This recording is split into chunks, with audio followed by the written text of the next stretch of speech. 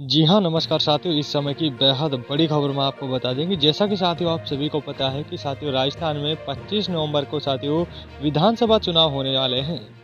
वहीं पर आपको बता दें कि कांग्रेस और बीजेपी दोनों सरकारों की साथियों दो-दो लिस्टें जो वो भी जारी हो गई हैं। और वहीं पर आपको बता दें कि राजस्थान की पूर्व मुख्यमंत्री वसुंधरा राजे के करीब और अजमेर की किशनगढ़ विधानसभा सीट से 2018 में बीजेपी की टिकट पर चुनाव लड़ चुके यानी कि विकास चौधरी ने अब कांग्रेस का दामन थाम लिया है। कह सकते हैं कि आचार संहिता लगने के बाद बीजेपी ने अपनी पहली सूची जारी की थी और जिससे विकास चौधरी की जगह अजमेर लोकसभा सीट से सांसद भागीरथ चौधरी को यानी चौधरी पर दाव खेला है।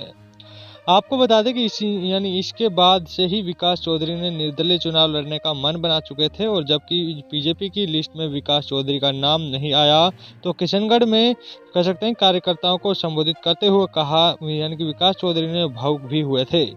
जिसी के बाद लगातार विभिन्न गांवों का दौरा किया था और इसी के बाद ही कांग्रेस नेताओं के संपर्क में आए और वसुंधरा यानी कि बुधवार को झुंझुनू में प्रियंका गांधी की सभा में कांग्रेस में शामिल हो गए।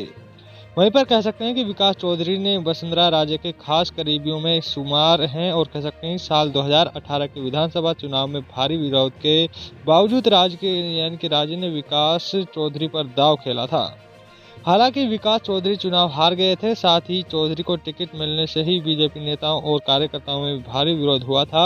और किशनगढ़ से बीजेपी के दावेदार माने जाने वाले भागीरथ चौधरी और सुरेश टाके ने भारी विरोध किया था।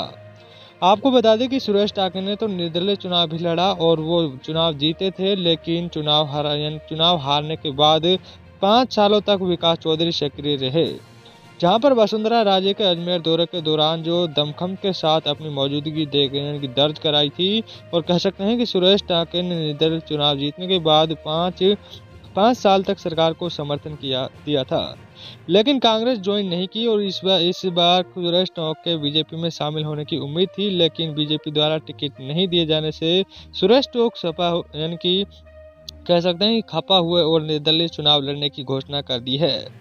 वहीं पर कह सकते हैं कि विकास चौधरी ने कांग्रेस ज्वाइन करने के बाद अब किशनगढ़ सीट पर जो दावेदार माना जा रहा है और बीजेपी से सांसद भागीरथ चौधरी मैदान में हैं, तो वहीं पर मौजूदा विधायक सुरेश टाके ने निर्दलीय चुनाव लड़ने की घोषणा के बाद मुकाबला कह सकते हैं कि त्रिकोणीय होने की संभावना है। साथियों इस समय की बेहद बड़ी खबर है, ज़्यादा से ज़्यादा शेयर करें, वीडियो को लाइक करें। अभी तक चैनल से नहीं जुड़े हैं तो चैनल को जरूर सब्सक्राइब करें, जिससे कि आपको हर महत्वपूर्ण खबरें मिलती रहेगी।